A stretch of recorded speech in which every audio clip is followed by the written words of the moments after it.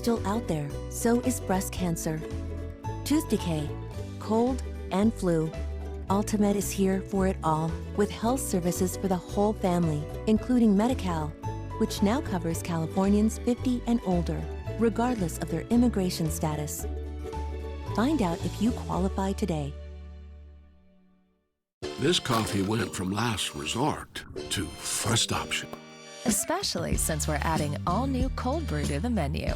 Get the smooth yet intense original flavor, or try a sweet and creamy marble cold brew. Ba-da-ba-ba-ba. Being a champion starts with care, preparation, and the desire to win.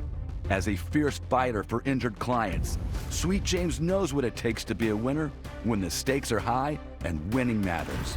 Injured accident victims who hire Sweet James can count on a 98% winning record, over $1 billion in settlements, and pay nothing until we win.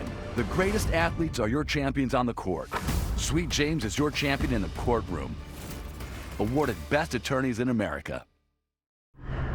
Right now at 3, a heartbreaking scene in Mid-Wilshire. A mother killed and her 6-year-old daughter critically hurt when a truck struck them around the corner from a school. Witnesses describe the chaos, plus what we now know about the driver. Hey! Musician, actor, activist. Today we're remembering the life of Harry Belafonte and talking about the legacy the icon leaves behind. And President Biden makes it official. He wants another term. But do the Democrats feel the same? The NBC4 News at 3 starts now.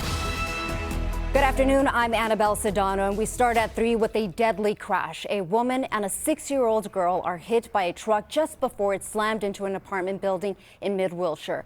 The woman was killed and the child was rushed to the hospital. NBC4's Macy Jenkins is live on the scene. Macy, what can you tell us?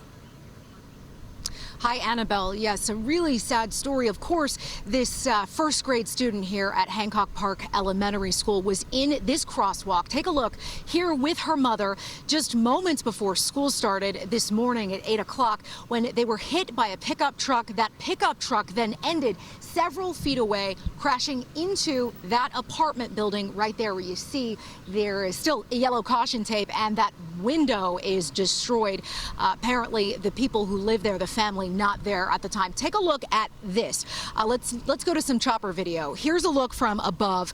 That horrible scene from earlier this morning. The crash happened right off of Fairfax and 3rd, just stepped away from the elementary school where the young girl attends. Investigators say they're still investigating. They believe the driver of the white pickup truck may have been intoxicated. Witnesses say they saw the driver speeding. The mother, a woman in her 30s, died here at the scene. The 6-year-old taken to the hospital in critical condition.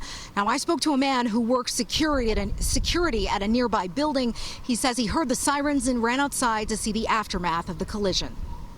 When you found out that it was a little 6-year-old girl, that made you feel sad, you know, when young people, you know, that haven't even lived life yet, and all of a sudden something like this happened and takes their life away. It's sad. It's sad. As you see, it's a school right here, and the kids always crossing here, so, you know, you should be cautious on how you drive right here because, you know, you have a lot of traffic with kids.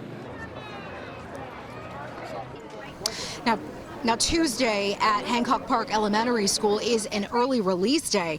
LAPD had just cleared the street about 15 minutes before classes ended.